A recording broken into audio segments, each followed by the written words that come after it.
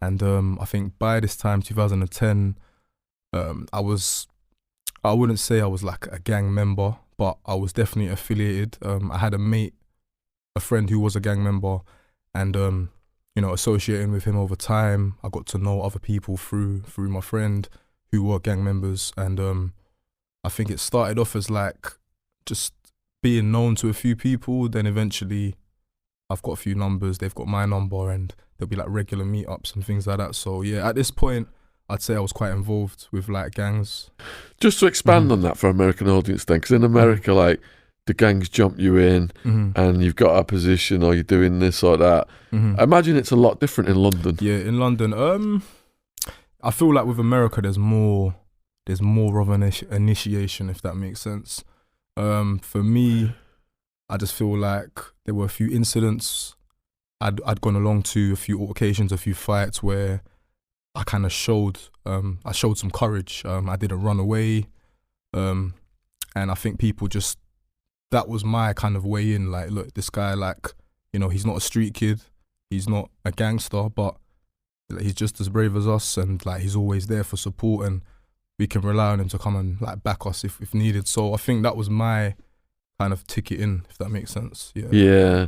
And in America, the gangs, it's very racially divided. Yeah.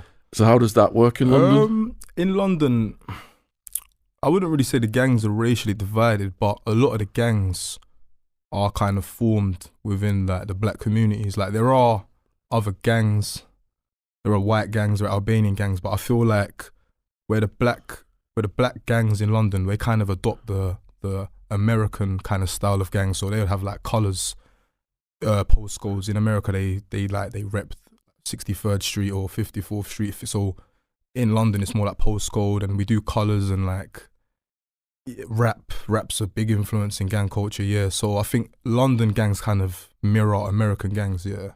So a postcode, if you're in America, is a zip code. Yeah. Yeah. All right. So you're a young person, you're a teenager. You've shown heart, bravery. You're getting accepted by the gang. How are you progressing? So I think at the time I'd started off maybe just hanging around with a few people. It's literally just hanging in London. There's a lot of it's like almost like patrolling. So if you're from an area, a group of you might, you're just patrolling, just in your area. There's nothing to do, but you're either looking out for other people that might cause a threat to the area. Opportunities may arise. There might be people to rob. There might be drug dealers to rob, things like that. So it started off as hanging around. Then I'm being called for like fights. I might get involved in like some robberies, things like that. Even like just chasing other people off. So people from other territories might come in, and like they're not coming in to show any sort of threat or violence, but it's just the fact that you're not from here and we have a reputation to hold. So we will like make sure they run off back to the area and get out. So just little things like that, I think. And then just slowly over time, I kind of find myself mainly around the gang. Yeah. So have you got any stories from patrolling? Patrolling, yeah, I've got there's a Halloween incident I always talk about. Basically, I think like it was Halloween, this was 2009. This was still the early days of me just being a bystander. Not a bystander, but just kind of just being associated. I think I would say about 15 of us, we'd all meet up, and basically like we had issues with another area. So about 15 of us had met up, and on the way to this specific area we had issues with, I think we met up with about another 5 more guys, and so altogether there's about 20, and we were basically just patrolling this other area looking for like gang members from that area, and literally we would just be walking around for hours. Where it was Halloween, I think like a lot of kids are out trick-or-treating, costumes and masks, so it wasn't weird that people were in masks covering their face. And yeah, the incident, so there was about 20 of us, and basically I think we saw about a group of 10 boys. We weren't really sure who they were. They looked quite bigger than us, but I remember we just ran towards them and they didn't run. So this was like my first incident, I could say, where I wasn't sure how things would end up. They didn't run, but at the same time we didn't back down. We got towards them with head-on collision, and we just had a big fight. We ended up beating them up. I remember the main guy on his bike, he had a chain. His chain was taken. And I think at the time I didn't have strength, but I was throwing my little punches what I could. I did what I could, and when other people saw that, they were like, yeah, this kid, because a few guys that were in the gang didn't even get involved. They were a bit shocked. So I think that was the first incident where people said, yeah, this kid, like, he can roll with us, he can come with us, yeah. How does that feel to be in a battle? The adrenaline's going, is it? Was it exciting? It was, I'll be honest with you, it was scary, but I think it's that peer pressure of not showing fear. So I just felt like I'm just going to see it through to the end. If I get beat up, I get beaten up. I didn't think it was going to be any more than a fight, and it wasn't any more than a fight. It was just literally just fists and kicking. And that was my first, I'd say, incident, 2009, Halloween. And I felt like, yeah, I can, this is a life, I can do this. Yeah. What was the next incident? There's a few more. There was just ones where basically, like, we would see other members of gangs. We might not specifically have issues with them, but like, let's say they were coming through our area on bikes or just walking through, we would just rob them. And I think the main reason we did things like this was so those gang members would go back to their area and they'll be telling people, oh, we went here and we got robbed. So it's almost like we're boosting our rep, and we're kind of like, we're almost trying to make our area quite like notorious to, like, for other people not to come here, if that makes sense. That's what I was going to ask. So wouldn't they know better than to come in your area? Don't they know they're going to get robbed? There is a possibility they will get robbed, but it's a thing of they didn't have issues with our area, so I felt like they thought maybe we can just go through it. I don't know where they were going, but we were trying to get the name up in our area. We live in a small kind of area of Lewisham, it's called Grove Park, and I think we just wanted to boost the reputation, so we were just letting people know, if gang members come here, or if guys that think they're gang members come here, you're going to get robbed, you're going to get chased out, you're going to get beaten up, things like that. So who's your neighbouring areas? Who's your rivals? So we had issues with an area called Catford, which is so I'm from Lewisham Borough. The specific area I was from was a place called Grove Park. We had issues with an area called Catford, a place called Deptford, Deptford and Sydenham. Yeah, so those were 3 other areas within the borough. And the Lewisham Borough itself has about 9 areas in it. And to be honest, the whole of Lewisham as a borough, I think all the areas, they don't really get on, but those 3 areas were like direct issues we had with there. So did you ever go in their areas? Yeah, we used to go in their areas. Sometimes we would go, if we were bored, sounds silly, but if we were bored and had nothing to do, we just thought, should we just it was just like an adrenaline rush. We'd just get on bikes, get on a bus, and we'll just go there, and just if we see anyone, just try to beat them up, or we'll kind of be patrolling it to see people. And it's almost like it was the thrill of, anything could happen, and at the same time we knew we were kind of like boosting our reputations like individually. So yeah, those are things we kind of took part in. So how did this get heavier then that led towards the offence? What was the offence? So the offence actually took place 2010 on the 5th of May. And it was just a normal day for me. I literally went to school. I got on the train to school. My school wasn't actually in London. It was in a place called Kent, which is like another part of, it's another county, it's beside London. But I literally got the train to school. It was a normal day. And I remember after school, I got a phone call with my friend. And he sounded quite distressed. Sounded a bit angry. And I remember he was just telling me that basically he'd been confronted by 2 boys at his school. These 2 boys were from one of those areas that we had issues with. And obviously my friend that's ringing me, his school is in Lewisham. My school is out of Lewisham, out of London. So as he's rang me, he's explaining to me these 2 boys have come to his school, and they basically kind of belittled him at the school gates. As you can imagine, when school's over at 3 p.m, everybody's coming out, everyone, all years, 6th form teachers. So these 2 boys in their own clothes, they've approached my friend, and they've kind of tried to size up towards them, trying to size up to them and belittle them.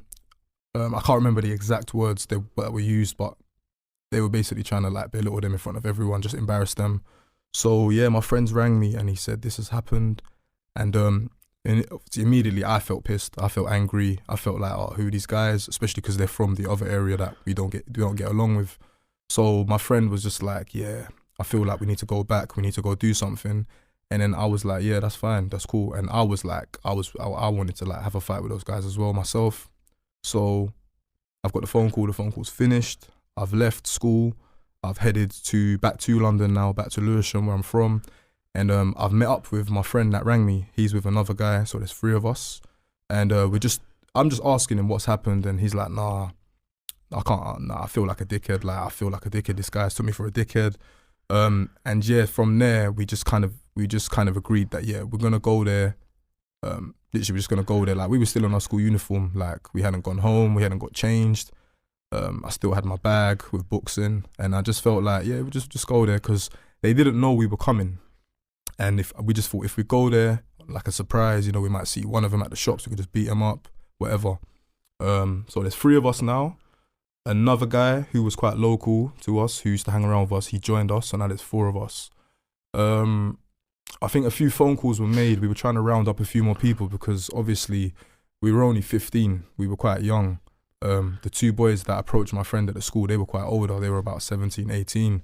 So, you know, being 17, 18, there's a significant difference in an 18-year-old to a 15-year-old. Even though it's 3 years, those 3 years, they make up for height, maturity, voice, everything. So we just wanted to round up a few more guys so we could feel a bit more confident before entering the area. We've made a few phone calls, and there was 3 more friends that we had who they weren't in our area, but they were like towards the area we were heading to. So we just told them to meet us in the actual area that we're going to. We've got on a bus. These are the days where I think kids still have it. We have like Oyster cards that we tap on our bus. These are like cards that like they lead back to us. They have our face on it. They have our address. It's all registered online. So yeah, so we've tapped it. We're on cameras. Like, we've just signalled, yeah, we're on a bus. We've gone to this area. 20 minutes later, we've got off the bus. Our 3 friends that we're meeting up with, they're there. So now there's 7 of us, and you know, like, we're ready to go. I felt a bit more like confident now. Yeah, there's 7 of us. Some of the guys that I was with as well, like, I knew like they weren't soft guys. They were like, they could have it, they could fight. So I just felt like, yeah, like, there's 7 of us. This is enough. We can go do it. I received a phone call before we actually like set out to go find these guys, and I received a phone call of these 2 younger kids, who one was 13 and one was 14. And funny enough, when I first met up with my friend that rang me, these 2 little kids, they were local, and they kind of overheard that we were gonna go confront these boys. And I remember they wanted to come along. You know, they were excited, like, oh, let us come, let us roll. And I just remember thinking, you lot are kids, like, you lot aren't coming. Do you know what I mean? Like, they just wanted to like see some action. They wanted to be in the mix. They probably wanted to tell their friends at school, yeah, we went along. So we told them not to come. Fast forward half an hour, we've all got off at the area. I've got a phone call. They're saying, we're here. And I remember literally I was on the phone and I said, oh, they're here. And then instead of telling them not to come, I feel like we were in a new area. We were confident. There were 7 of us, but we still were a bit skeptical, you know, because these boys were older. It could have gone any way, really. So I think just to feel a bit more safer for numbers, we said, yeah, let them come. So they ended up meeting us. So now there's 9 of us. I'd say 7 of us were there to have a fight. The 2 little kids, they're there for numbers. They don't look tough, but we might look a bit more intimidating with 2 more bodies. So now there's 9 of us, and literally same thing. We're just patrolling. It's May. I remember it was a hot day. Sun was out. We're all in our school uniform. We're just walking around, patrolling. There's a high road. It's like a main road. We're at the bottom of it now, and I remember just looking down the main road. So obviously there's a lot of cars in the roads. There's shops on the right side. The pavement side we were on is just I didn't know at this point, but it leads to like a park on the left side. If you go up, on the right side, the shops going up. So we're walking, still patrolling, just scanning, you know, see if we can see any like gang members. How we would identify gang members is also quite funny, because people might ask, how would you know who the gang member is? It's still quite the same now, but there's like a specific dress code for a gang member in those days in South London, and it mainly be like black clothing, black night clothing.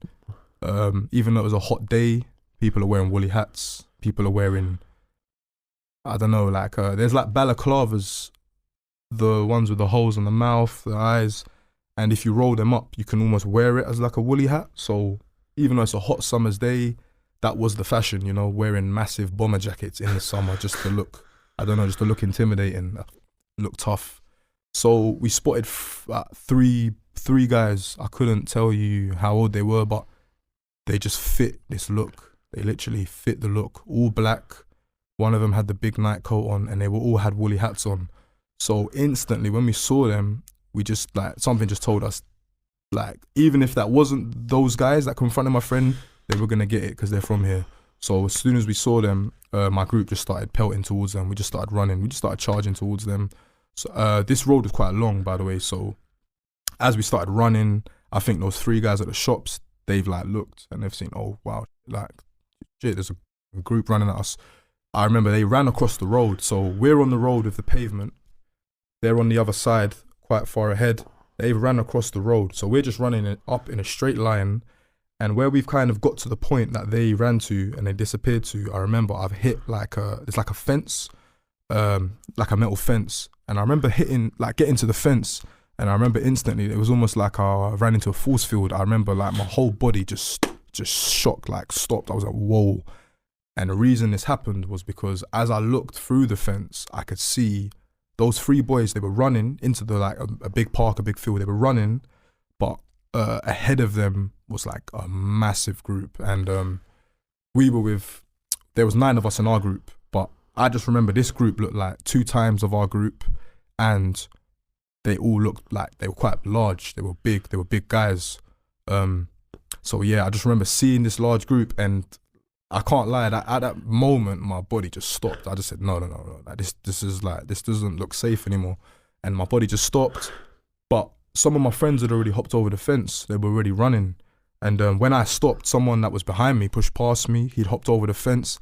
And I remember he turned back and shouted, "Hey, come, man, come." So I just thought, I think that gave me the boost. Oh, fuck it, let's just go in this. So I've hopped over the fence myself. Bear in mind, there is a lot of guys in this park. But funny enough, as we've all approached the park and got into the park, the large group, they've now seen us. The large group turned their backs and started running. So that kind of made me feel a bit at ease. That kind of made me feel a bit great. I'm not gonna lie. The fact that they're running means like we're winning right now. So I kind of started running a bit faster. Like at the time I was running, I wasn't running as fast as I could. I was a bit hesitant. But now I'm seeing them run. I thought, yeah, cool, let's go. We're chasing them, and it was an amazing feeling because, you know, like I say, there's only like 7 of us. The main guys in our group, there's 7 of us.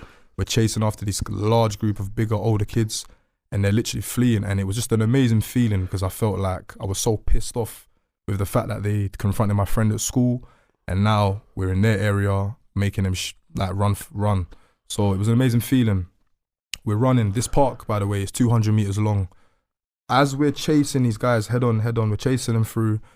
I remember just seeing objects like kind of, some were dropping, some were like in the air. And as I'm running chasing the guys, I remember I'm seeing what these objects were as I'm getting closer, and I recognized one of the items, and it was a knife.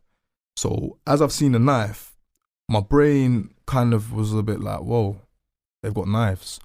But at the same time, the threat was getting further away from me, if that makes sense. They were running away. And when I did see the knife, I was a bit hesitant to keep chasing them, but they were running so fast. They had such a head start. Like, I just knew, like, by the time we got to the end, they'd be gone. So, so I saw a knife. I've carried on running. I see another knife. I didn't see the knife get thrown, but I just seen it like sticking out in the grass. And then I just started to think, wow, like these guys were armed. But we've ran to the end of the park now, literally ran to the end, and they've left the park and like they've ran down a road.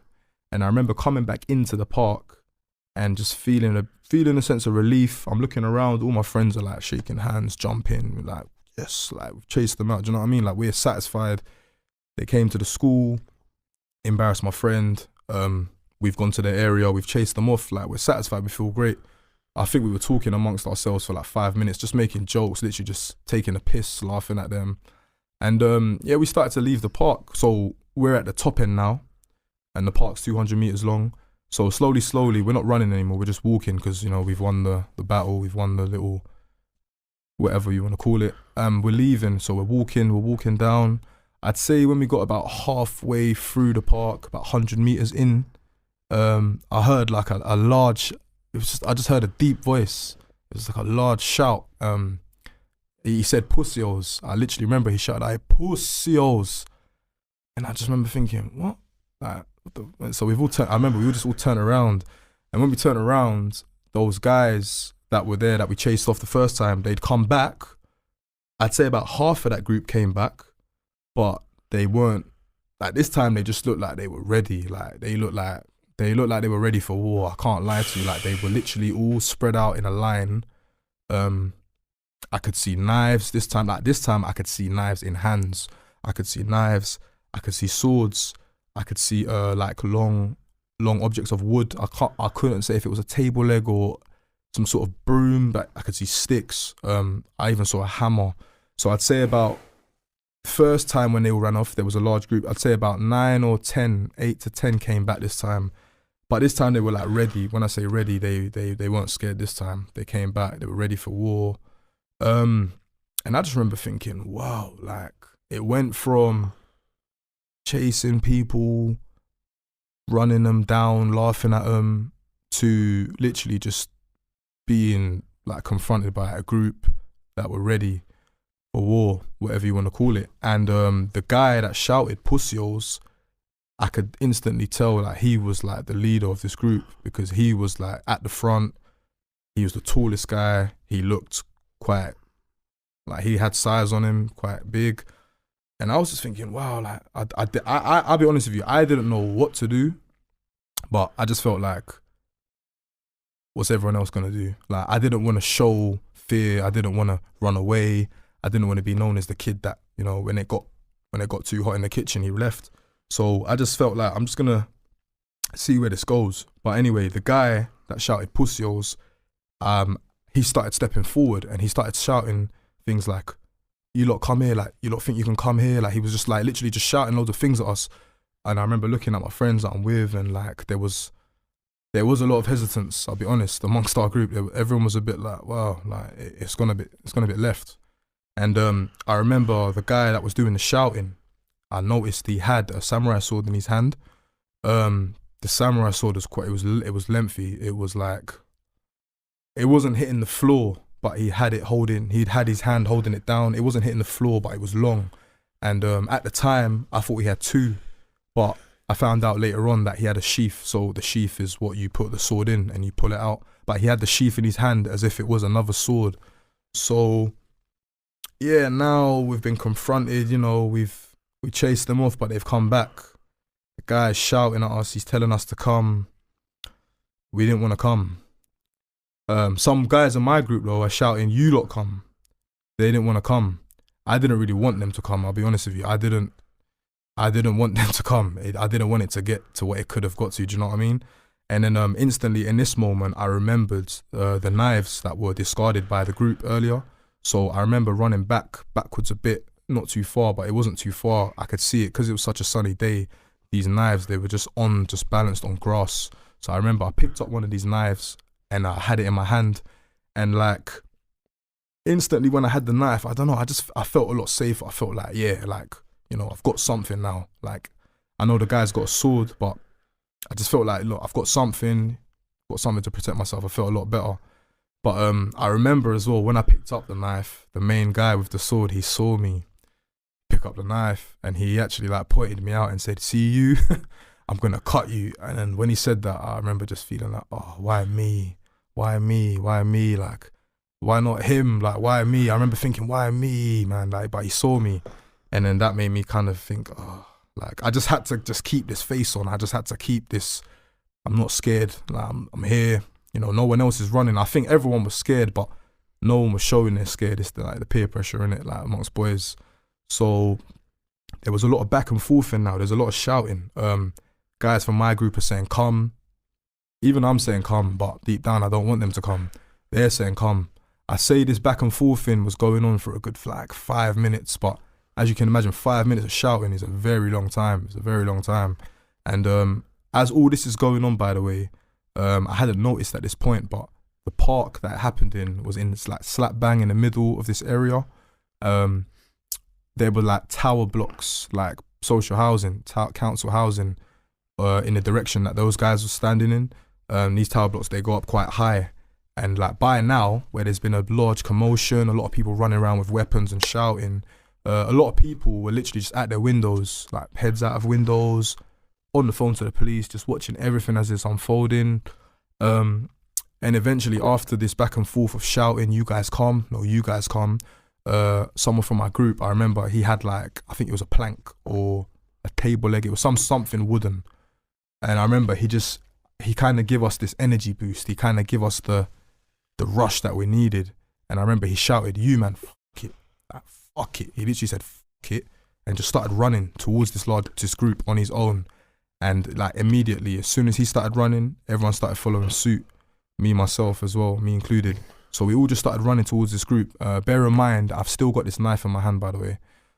So we started running towards this group. And luckily, once again, the group started running, which was a relief because I'm just doing what I'm doing to look like I'm not scared. I didn't want these guys to stand there and run at us. I didn't want them to engage with us. I wanted them away, but I almost felt like the scarier we can look, the more intimidating we look, we can scare these guys off. So we're running towards this large group now. A lot of people are running in different directions, but they're all mainly exiting the park. There was one specific guy I remember seeing. He didn't run towards us. Well, it seemed like he was running towards us, but then he kind of turned left. He turned left and he kind of went out of vision. But I'm mainly focusing on like the main threat, the guy with the swords, and he's running. So I didn't want him to ever turn around and run at us. So we just carried on making sure that these guys were going. We've chased them off, chased them out of the park. I've run out of the park myself to the road, and I remember looking down the road, looking down at them, and I could see like that group literally just running off. Some of them still had knives on them. They were running off, and I remember just like the adrenaline. I remember shouting like you dickheads, you lot of pussies, like you lot have ran. And I remember feeling once again that sense of relief because I didn't want this to happen, but I didn't want to look soft to my group. And I also didn't want to like be harmed by this group. So it was relief. Second time round, they ran. This time, I was not trying to stand and talk and celebrate, whatever. I just wanted to leave now. Do you know what I mean? So yeah, those guys have ran off. I've come back into the park. So my group, there was 9 of us. I don't really class those 2 kids as the 9 because they were just spectators. But there's a group of 7. I've come back into the park now. And I remember looking at my group and I felt like, why does my group look small? Where's the 7 gone? Do you know what I mean? And I could see people in like different parts of the park. I could say like in my vision, I probably saw about 3 guys. Like, so I'm there and there's 3 more. And I was thinking like, where's everyone gone? And as I'm just kind of scanning the park. Hey, do you know what that sound means? Ooh, that's something I've been hearing a lot lately. I can't help but love that. That's what I hear when I make another sale on Shopify, the all-in-one commerce platform to start, run, and grow your business. Shopify is the commerce platform revolutionizing millions of businesses worldwide. The Pokemon business I've recently started with someone is absolutely thriving thanks to Shopify. Shopify accepts all kinds of payments, and sometimes it's complex when you get on a platform, but their dashboard makes it completely simple. Covering all your sales channels from a shopfront-ready POS system to its all-in-one e-commerce platform, Shopify even gets you selling across social media marketplaces like Facebook, Insta, TikTok, and YouTube. Full of the industry-leading tools ready to ignite your growth, Shopify gives you complete control over your business and your brand without learning new skills in design or coding. And thanks to award-winning help and with an extensive business course library, Shopify is ready to support your success every step of the way. So when it comes to dealing with people all over the world, Shopify is absolutely enabling us to smash it with our Pokemon business. Before Shopify, our Pokemon card business was in the dark ages. It's time to get serious about selling and get Shopify today. This is Possibility, powered by Shopify. Sign up for a £1 per month trial period at shopify.co.uk/Shaun, SHAUN, all lowercase. Go to shopify.co.uk/Shaun, SHAUN to take your business to the next level today. Shopify.co.uk/Shaun. Link in description box below this video on YouTube. Thanks for watching. Back to the podcast. Park, I'm seeing everyone kind of like heading back to the direction that we came in. So everyone's kind of leaving. And because I've chased these guys to the end of the park and out the park, I'm basically one of the last guys in the park. And I did not want to be left in the park. So I've started running towards the way we come in now. So the park's 200 meters long. Oh yeah, I've still got the knife in my hand. So I was on autopilot. I didn't think to drop the knife. I didn't think to throw the knife. I just think when I first initially picked it up, it just gave me a sense of like, at least I've got something now, because those guys have got swords, those guys have got weapons, those guys have got knives. So at this point, yeah, I just still had the knife. I didn't even realize I had the knife, but I still had the knife. I've left the park. I've come out the park. I've come out the way we came in, the same road. And when I've left the park, I just remember seeing that road that I was talking about with a lot of cars, other side, a lot of shops. I remember coming out the park, and literally every single shop that was on that road, I think was everyone inside those shops had come out now. From barber shops to hair salons to off licenses to laundrettes. Every single person had come out their shop to watch this whole thing just kick off, unfold from the very start. I even saw guys with like guys with mid haircut with the barber thingy around their neck, but they're out and they're just watching. Because it's 2010, there is no iPhone and smartphone. If this was today, people all have their phones filming, but everyone's just watching, thinking, what is going on?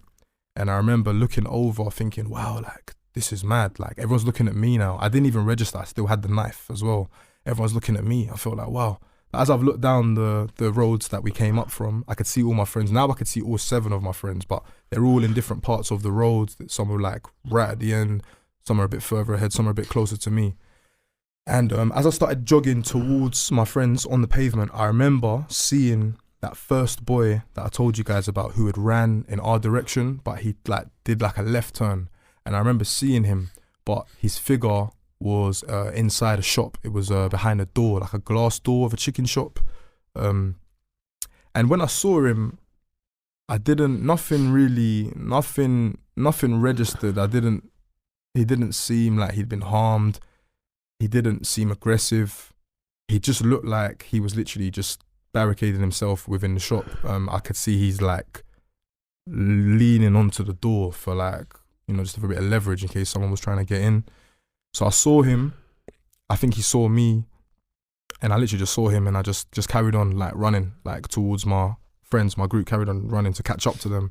I was literally the second last guy to come out this park, so technically I'm closer to those guys than my friends, so I'm just trying to catch up. I don't want to be left behind. I've got to the end of the road, and I remember everyone was like going in different directions. Some guys were like, go this way, some guys will go that way. And this whole time, I still didn't realize I had the knife in my hand. So I've just ran past like 100 witnesses, 100 people in the street in broad daylight with this knife, and I didn't even realize I had the knife because I was just like, I just had it in my hand. And at this point, I remember I heard sirens. Like I heard a lot of sirens. They sounded like they were quite far, but I could just tell it was multiple sirens. And literally, I just remember thinking, oh my god, I've got the knife, shit. And I remember literally there was a bus stop. Behind it was like a construction site. And I remember just in panic, I threw the knife. And I remember as I threw the knife, I saw a load of people's heads follow the knife in the air. Oh, watch the knife just go bang. And like, I just didn't want the knife in my hand, and I just thought, wow, get the knife gone. I've thrown the knife. Everyone's gone in different directions. So my actual main friend, that I told you guys about, that kind of how I got involved in this gang life, in the street life. My main friend, he said to me, let's go this way, because all these guys are going in this group. Let's just go this way. So we've gone a separate way, and we're walking up a road now. And as we're walking up this road, those sirens are getting louder and louder and louder. And they got to a point where I could now see these cars. These were vans. We call them bully vans. These, like, they're not police cars, they're police vans. They have like, not, I wouldn't say shields, but it's for riots, you know, like on the windscreen, they've got metal cages on in case people throw bricks during like riots or whatever. And there's about 6 of these vans, and they're coming at high speed. But they're coming down the road, I assume they're going to the park where all this confrontation just kicked off. So they're coming down the road now, and my heart is pounding because obviously I was just there. But I assume they're looking for like a large group of boys fighting with weapons. By now, I'm just with my one friend, there's 2 of us, and we're just walking. And like I told you, I'm in school uniform, you know, I'm not in a balaclava, I'm not in dark clothing, I'm not in anything that looks criminal, if that makes, I'm just literally in my school uniform. So they've drove past us, all 6 cars, vans, they've drove past us, and that was a relief. I thought, like, you know, they've gone past. And as we're walking, obviously cars are going past in the road, me and my friend are walking. We're not really talking because I think I'm still kind of getting to grips with the fact that, you know, these guys had swords, man. Like, yeah, we left unharmed, we left, you know, we didn't get stabbed, but I think I'm still kind of just like, it's the come down now, and I'm thinking, wow, like, that was crazy. And I remember when we're walking, I could hear like banging. It was like banging on a glass window, like banging, but it was a bus. So as we hear boom, boom, boom, I've turned with my friend, and I could see my friends that I'd come to this area with initially, they were all sat at the back of the bus, and they were literally banging the window, and they were like, come on the bus. So where they all split up just a bit earlier, they'd actually gone to a bus garage. The bus garage is basically like the first stop of the bus route. So they've got on the bus where everyone gets on the bus at the bus station. So obviously they've all sat as a group at the back of this bus. By the time the bus has come to us, because it's done about 2 different bus stops, the bus was quite full. So when I've got on the bus, we would have sat with them at the back, but the bus was like full. So me and my friend, we literally had to stand at the front, kind of beside the bus driver, where the bus was so packed. And the bus, 20-minute journey, so 20 minutes of just literally just stood there and like standing there in silence, like, wow, like just standing there thinking, shit, this is crazy.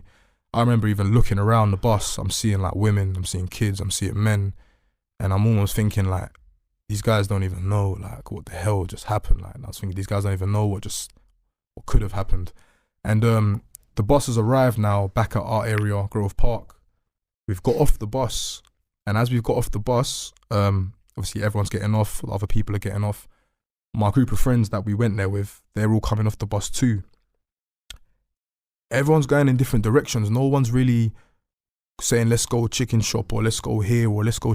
Everyone's literally just in their own world, going in different directions. I can't remember the guy. I can't remember which guy it was. One of the guys in my group literally said, yo, my man got touched. Touched is like a slang word. It just means harmed. So touched can mean anything. Touch can mean he got punched. Touch can mean he got stabbed. It just means some sort of like, yo, my man got touched. So when he said my man, I'm thinking who? I didn't know who. I wasn't sure if it was someone from my group. I wasn't sure if it was someone from their group, but it didn't look like anyone from my group had been harmed. Everyone looked okay. But I just remember hearing my man got touched, and everyone's kind of scattered off in different directions. So I just went home as well. My friend who I walked off with, he lives quite near to me. So we've gone our way and we've gone home. And it sounds a bit weird, sounds a bit crazy, but I went home as if nothing had happened, as in gone home, got changed, was at home, my mum was at home, and I used to play Call of Duty on the Xbox. So I've gone on Call of Duty, gone on the parties, I'm just playing. And I remember like a few hours later, I got a phone call off one of my friends. I've picked up the phone, And he's told me go on. He said go on BBC News. Go on BBC News right now. And I'm on the Xbox. I'm on live, so I'm mid game. I'm playing with Americans and stuff. I'm like, what are you talking about? He said go on BBC News right now, man. And I just felt like the way he said it, I could hear some sort of like, I could hear something in his voice. Like he sounded very like disturbed. Sounded scared. So then I just thought, oh, you know what? I've changed it from AV. I've gone to Channel 1. And I remember like, it literally just said a murder happened this evening. And I could see that chicken shop and I could see a lot of police tape outside it. And then it took a few seconds to register, but I was like, that's the spot. That's where we was. That's where we was. And then and as I'm registering it, my friend's like, yo, he died. I'm saying, who? He's like, my man, he died. He got stabbed. And then I was thinking, what is he talking about? And then like, it just said a 16-year-old had been stabbed and he'd been pronounced dead at the scene. So in my head, I'm thinking, what is he talking about? And then I remember, so he's hung up. And then I think I rang someone else. I rang another one of my friends that were there, not the guy that done the murder. I rang another one of my friends and I said, yo, have you seen this? And he's like, yeah, my man died. And that's when I found out that that kid that I saw the first time when he ran towards us but turned left, and then I saw him again when I'd exited the park in the chicken shop. I didn't know, but he'd already been stabbed by then. So he'd been stabbed and he'd fled into the chicken shop for refuge, for his safety. And yeah, like that's literally how the day, well, that is how the incident started. So from that day, a murder happened. It took about a week. But I was arrested a week later. But when I was arrested, like I wasn't arrested how you'd think people get arrested for a murder. I was literally coming home from school. There was a car. It wasn't a police car, just a normal car. And a guy came out the car and he asked me, he's like, are you so and so? And I said, yeah. The thing is, when he approached me, I wasn't sure who he was. He didn't look like a gangster or anything. He didn't look scary, but he said, are you so and so? And I said, yeah, which I probably is a bit, yeah. I said, yeah. And he's like, okay, I'm Detective Constable, blah, blah, blah. I need to question you about an incident that took place. But he said it was for a violent disorder. So in my head, I knew what this was for because I was there, I went along. So I've gone into my house now. There's another policeman in my house. He sat with my mum. And I'm thinking, why didn't my mum tell me the police were here? But I'm guessing they've told her not to tell me. So yeah, I've gone into my house and literally they're asking me a lot of questions. They're asking me, where were you? What did you do on this day? Like they're just telling me, like, just tell us your day. Tell us what happened on the 5th of May. And I'll be honest, I lied. I said I finished school. I said I went to play football with my friends. And they were asking me what friends. I said some friends from the park. They asked me for their number. I said I don't have their number. I said I just meet them up to play football.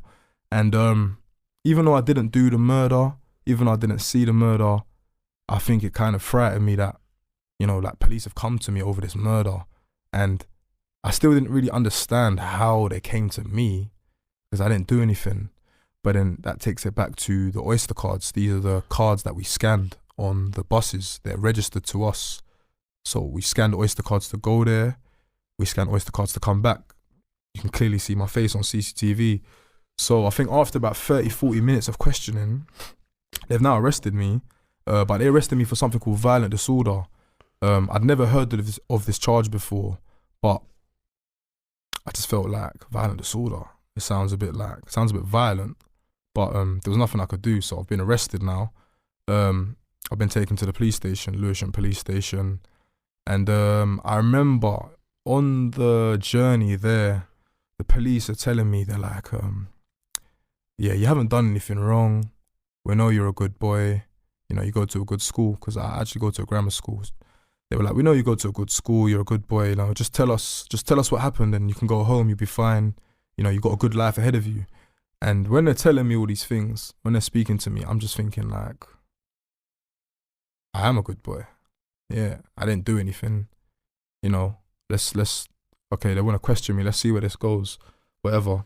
And then they also said to me, if you get a solicitor, it could take quite long. It could take a few hours. You want to go home, right? You want to go home. And I'll be honest with you, I wanted to go home. I wanted to just play Xbox again. I just wanted to go back on Xbox Live with my friends. So I thought, yeah, cool, I won't need a solicitor. So I've gone to the police station. I've been booked in at reception. I've gone to my cell. Because I'm underage, I'm 15, I'm not an adult, you have to have a guardian or a parent, a legal guardian or a parent beside you when you have this police interview. So I got a phone call to ring someone, obviously to act as a adult legal guardian. I rang my father, I rang my dad, and I said to him, yeah, Dad, I've been arrested for a violent disorder. I don't know why. I didn't tell my dad I'd been there. I just said, I don't know why they think I've done a violent disorder. I didn't even know what it was, but I said, they think I've done a violent disorder. Can you come to the police station? And I told him I don't want a solicitor. I said, I don't want a solicitor. I just want to get this over with and go home. And my dad, he was, I just remember he was not happy when I said that. He literally made sure I got a solicitor. He told me no. He's like, no. I just remember him shouting, no, you're getting a solicitor. So my dad's come to the police station. He's obviously waiting in a room. We've got a solicitor. We've got a duty solicitor. Like the duty is one that's just offered to you by the police. It didn't take long. They made it out like I was going to be waiting for hours. It didn't take long. But I've gone into the interview now. I'm being questioned once again on tape by the detectives, 2 detectives. My dad sat beside me. My solicitor sat beside me. And now they're asking more detailed questions. They're like, I'd say when they asked me questions in my home, they were more like, where were you? What did you see? What did you do? Now they're using real time. They're saying the incident took place at this time in this area. Where were you? I'm saying no comment. Who's this? No comment. They're showing CCTV stills of me on the bus on the way to the park. They're saying, who's this? And I'm seeing these photos. It's obviously me, but I'm saying no comment. But I'm starting to realize, like, wow, like they're trying to do me for something. But I've been advised to go no comment. So I've got no comment for the next 30-40 minutes. They've adjourned the interview. I've had a little debrief with my solicitor, and I'm basically saying to my solicitor, look, I didn't do the murder. I didn't see the murder. I kept it transparent with him. I told him I went along. I didn't do the murder. I didn't see the murder. You know, like, what's going on here? And he basically, this is like the first time I was explained something called joint enterprise. My solicitor was basically explaining to me joint enterprise is like a law that is used in cases where there are like 2 or more people involved. And joint enterprise was almost used, it's used quite a lot in like gang cases because gangs go out in numbers to commit crimes. And my solicitor was basically explaining to me that, you know, there's a chance that I could get life for this murder. And being 15, being naive, I literally was just looking at him thinking, what are you talking about? Like, I wasn't registering, I wasn't understanding the severity of what he was saying, because my answer is I didn't do it. I don't know what you're talking about. Obviously, I know I went along. I know I left the scene. I know a murder took place. I know somebody that I was with done the murder. But to me, I didn't do the murder. And I just felt like, how can I get done for the murder? So I remember I was kind of, I wouldn't say arguing, but we were back and forthing. And like, he was explaining to me how he's got many clients from South London, similar age, in gangs, and they all thought the same thing. And they're all doing 18 years, 15 years, 16 years. He was telling me about kids that were 14, getting 16 years, longer than they've lived. And I think I was in denial. I didn't want to accept that this was a possibility. So I remember being quite argumentative with my solicitor. So even though my solicitor is the one defending me, I was quite argumentative with him. I just didn't want to hear it. I did not want to hear it. Anyway, we've had our debrief and he's explained to me what joint enterprise is. I think so I've gone back to my holding cell. A few hours later, I was given bail, police bail, which meant I had to sign a bail document, and basically I wasn't allowed to communicate with all my co-defendants being all the other guys I went to the park with. I also had to sign in to a police station twice a week, just put a sign just to prove I haven't run away or flown away. And every month I had like a review, a bail review. So this happened in May, and literally twice a week I'm signing in. So I got arrested a week after the murder. I think I found out around this time that 2 boys from my group that had gone along, they'd been arrested, but they weren't given police bail. They were remanded, like instantly remanded. I also found out when the police went to their house, it wasn't as friendly as mine. It wasn't are you so-and-so, or we want to speak to you. Like, I found out their houses were smashed in, armed police, red dots, literally guns pointed at them, and they were handcuffed. Their family was handcuffed. One boy, his house was actually like taken as evidence, so the family had to be rehoused. They literally wanted to just secure the house and just rip it apart. So I'm finding all this out, and I'm thinking, okay, so there's a reason those guys have been sent to jail, and there's a reason I've got bail, because I know I didn't do it. At this point, I didn't really know who'd done it, but I'd assumed based on their fate, maybe they had more to do with it. So a month's gone by. It's June now. I've gone in for my review. So this review, you have to go in with a parent. You sign documents again, and it's been extended for another month. Another month's gone by. So bear in mind, by now, 2 guys from my group, they've been in prison for months. They've been in prison. They're in prison. I'm on police bail, haven't been charged with anything, but I'm on police bail for a violent disorder. July's come. I actually think it was the 14th of July, 2010. It was a Thursday. Earlier on in that week, I had a phone call with my solicitor, and she was telling me the rest of the guys that were on police bail with me, one by one, they were all getting remanded. And she basically gave me the heads up to say, I've gone into the police station with my dad, and I remember as I didn't even get to sign the papers. As I've checked in with my name, the clerk guy's gone off, a group of officers have come over, they've pulled out handcuffs, and they said, we are charging you with murder. And I think when they said that, that's when I kind of like understood, wow, like this is serious. And like, I'd never heard the word murder till this moment. This is when they said, we are charging you. We're not even arresting you. We're charging you with murder. And literally, I remember like, I didn't know how to feel. It didn't feel real. It just happened very quickly. I walked in. 5 minutes later, guys are surrounding me. My dad's there. I didn't know how to feel. It happened so fast. And I just remember my dad saying, you'll be all right. You'll be all right.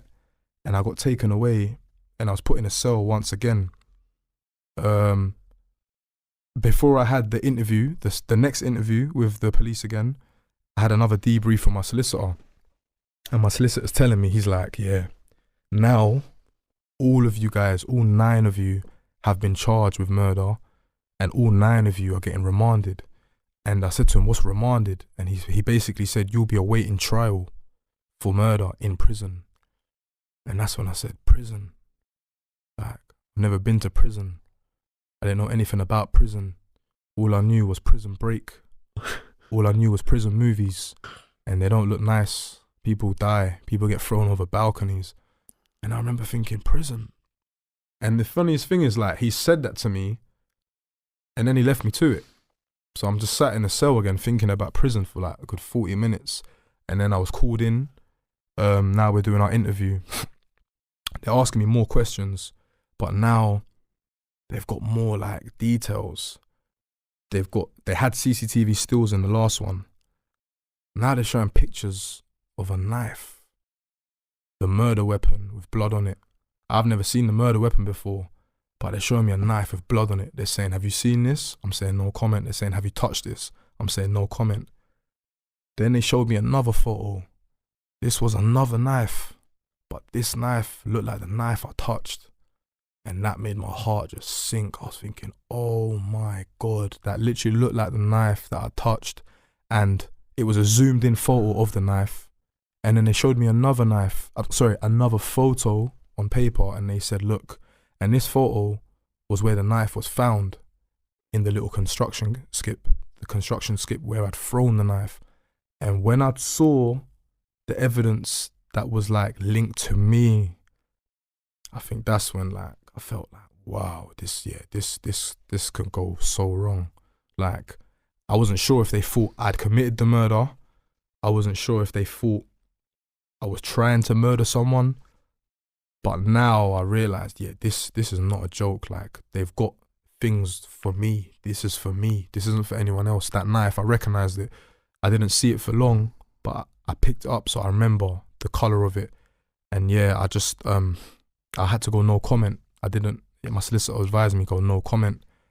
And I think after this interview, I went back to my cell, and this is when I just started like going into deep, like I just started overthinking everything. I started thinking like, oh my God, like I'm gonna get done for the murder. It wasn't even me. They're gonna do me. Like, I was assuming I'll get like 25 years, 30 years, because that's what you see in the papers. I'm only 15.